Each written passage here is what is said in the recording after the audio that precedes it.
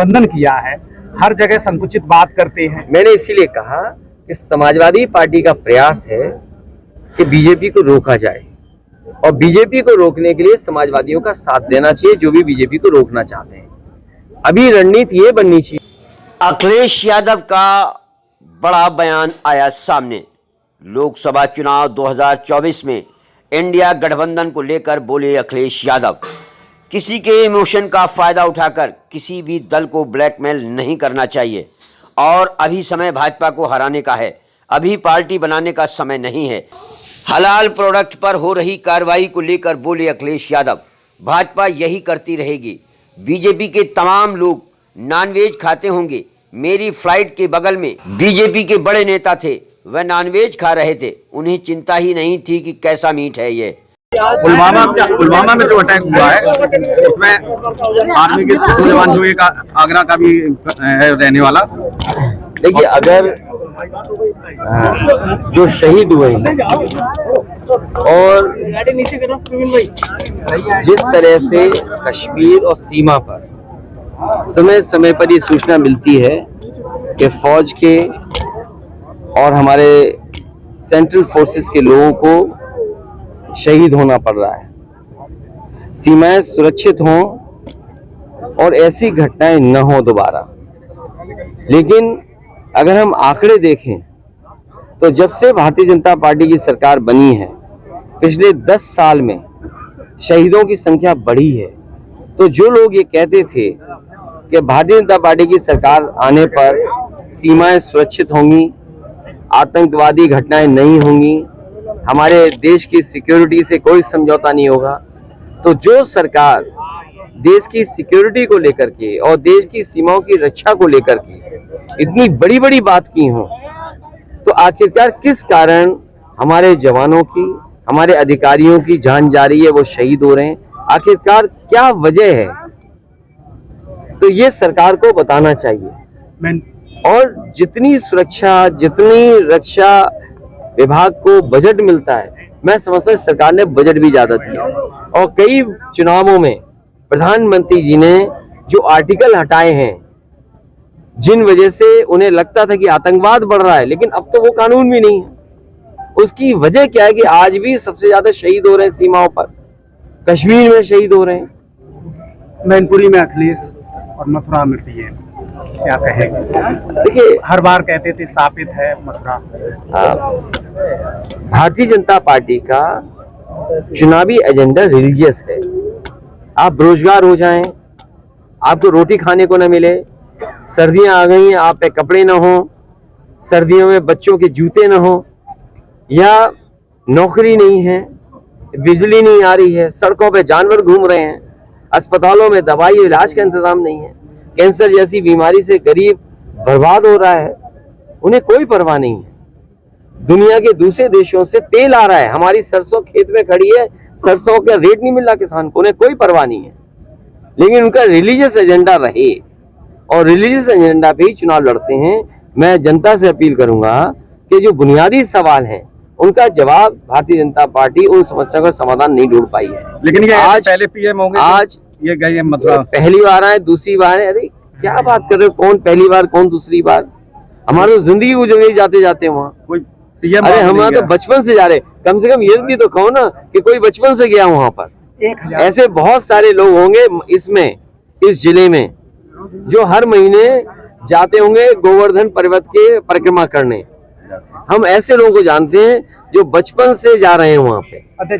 खबर क्या हो, जो बचपन से जा रहे हैं, खबर ये है कि पहली बार आए, खबर ये हो कि जो बचपन से जा रहे थे, खबर उनकी हो। एक वहाँ की वृंदावन की जो स्थानीय लोग हैं, उनका कहना है कि कान्हा जो हमारी सभ्यता, हमारी तन और शरीर से जुड़े हुए, उनको ही बिल्कुल नस्ते नाबूद करने पे तुले हुए हैं। हेरिटेज और एस्थेटिक, और जो सदियों से हमारे पूर्वजों ने जो विरासत में हमें चीजें दी हैं, विरासत कैसे बचे और हेरिटेज कैसे बचे? कोई भी डेवलपमेंट हो, लेकिन विरासत में जो चीजें मिली हैं उनको सजोया कैसे जाए, उनका संरक्षण कैसे जाए, उस दिशा में काम होना चाहिए। हमारा हेरिटेज बचे, ट्रेडिशंस बचे, और जो वहाँ की परंपराएं हैं कि हमारे कान्हा की किस तरीके से वो सेवा करते हैं, उसमें कोई भी परिवर्तन न हो। मैं समझता हूँ बीजेपी के लिए चुनाव के लिए सवाल बड़े इंपॉर्टेंट हैं। हलाल प्रोडक्ट पे क्या कहेंगे, जो जांच चल रही है? बीजेपी यही करती रहेगी। बीजेपी के तमाम लोग आप जानते होंगे जो नॉनवेज खाते होंगे। मैं अपने फ्लाइट में देखा हूँ, मेरे बगल में बीजेपी के बड़े नेता थे, वो नॉनवेज खा रहे थे, उन्हें चिंता नहीं थी कैसा मीट है ये। ये मैं कह रहा हूँ आपसे। और अगर ये बात उनको गलत लगे बीजेपी के लोगों से, तो बीजेपी के लोग आपके माध्यम से कोई सवाल पूछवा लें, और उनके पास तो वो भी होंगे ना, क्या कहते हैं, पता कर लेंगे कि कौन बैठा रहा होगा हमारे साथ बीजेपी के बड़े नेता। एलएनजी पे दिल्ली का सबसे बड़ा अस्पताल है। 6 महीने से पहले वहां जांच की बात ना करें, और वहीं 5 राज्यों में चुनाव हो रहा है, वहां 40,000 करोड़ की योजनाएं पीएम मथुरा में है, लेकिन स्वास्थ्य विभाग की किसी को चिंता नहीं है। आप ये बताओ, मैनपुरी में आप हो, हम हैं, क्या विकास हो गया मैनपुरी का, बताओ आप। दिल्ली के 10 साल की सरकार ने कौन सी बड़ी चीज मैनपुरी को दे दी? अगर एक बड़ी चीज दी हो तो बताइए आप। अध्यक्ष जी, एटा का सबसे बड़ा कारखाना जो लग करके तैयार हो रहा है बिजली का, वो भी अभी शुरू नहीं कर पाए, अभी तो उसके तार नहीं बिछा पाए। अगर बिजली कल बनती है तो बिजली निकालोगे कैसे, पहुंचाओगे कैसे? इसके लिए क्या इंतजाम किया है? Thermal plant. और सच्चाई ये है कि गरीब के लिए एक भी जिला अस्पताल सरकार ने नहीं बनाया जहां पर गरीब को इलाज मिल जाए। और जिस जगह हम लोग खड़े हैं, एक किसान सबसे पहले मंच पे आए, उन्होंने कहा कि यहाँ का जो पशु अस्पताल है 6 महीने से यहाँ डॉक्टर नहीं है। तो जितनी चिंता इन्हें पशुओं की, जानवरों की है, क्या उनकी देखभाल के लिए इनकी पास चिंता नहीं है? सीएम का गोरखपुर आईपीडी जो है, एम्स अभी सुचारू रूप से चालू तक नहीं हुआ। इतनी दूर मत जाओ, वो गोरखपुर लिंक जो 6,000 करोड़ का बन रहा, वो अभी तक नहीं बन पाया। अध्यक्ष जी, लगातार बीजेपी आरोप लगा रही है कि स्वामी प्रसाद मौर्य सनातन धर्म को लेकर के बयान देते हैं, लेकिन समाजवादी पार्टी के राष्ट्रीय अध्यक्ष या किसी भी पार्टी के नेता ने उन्हें मना नहीं किया। इसमें कहीं ना कहीं राष्ट्रीय अध्यक्ष का हाथ है, इसलिए अभी तक कोई कार्रवाई नहीं की। फिल इन द गैप होता है ना, फिल इन द ब्लैंक्स। तो कई नेताओं को ये रखा जाता है, बीजेपी रखती है, पहले फिल इन द ब्लैंक करते रहो। तो ये सवाल कोई सवाल नहीं है, सवाल बेरोजगारी का है, महंगाई का है, विकास हो नहीं हो। आप लोग क्यों हाईलाइट करते हैं? अगर कोई बात ऐसी कही गई है तो जिम्मेदारी आपकी भी तो बनती है, आप भी तो सनातनी होंगे। अगर आप सनातनी हो तो कम से कम गांधी जी का कहना मानो ना, बुरे को देखो नहीं, बुरे को कहो मत, बुरे को सुना नहीं। तो आप क्यों ऐसा करते हो? लेकिन आज गांधी जी की बात नहीं मानते हो। अभी हाल ही में कैबिनेट मंत्री ने बयान दिया है, उन्होंने कहा है कि हमारे लिए राम मंदिर का एजेंडा हमेशा रहा है और आगे भी चुनाव में रहेगा। तो कोई ये नई बात नहीं है, पूरे देश जानता है ये बात।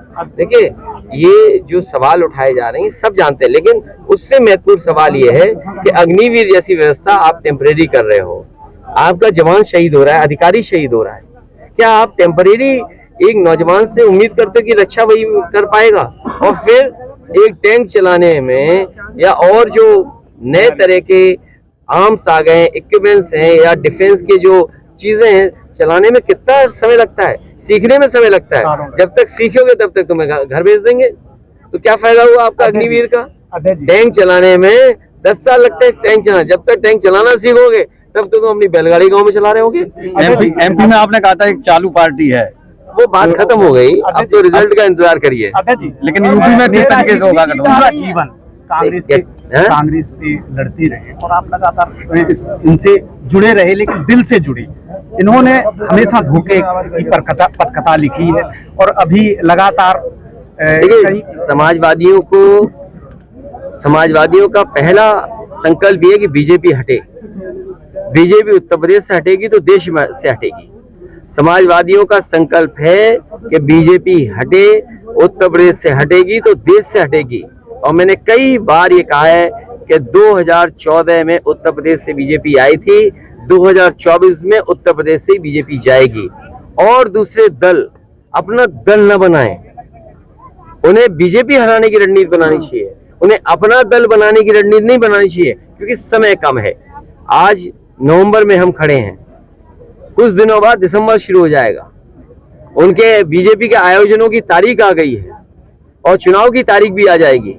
तो इसलिए जो जमीन पर है उसका साथ देना चाहिए अगर बीजेपी को हराना चाहते हैं। तो हराने के लिए अपने दल न बनाएं, पहले बीजेपी को हराने की रणनीति बननी चाहिए। समाजवादी पार्टी ऐसी कोई भी रणनीति होगी जिससे बीजेपी को रोका जा सके, उस रणनीति के साथ समाजवादी पार्टी है।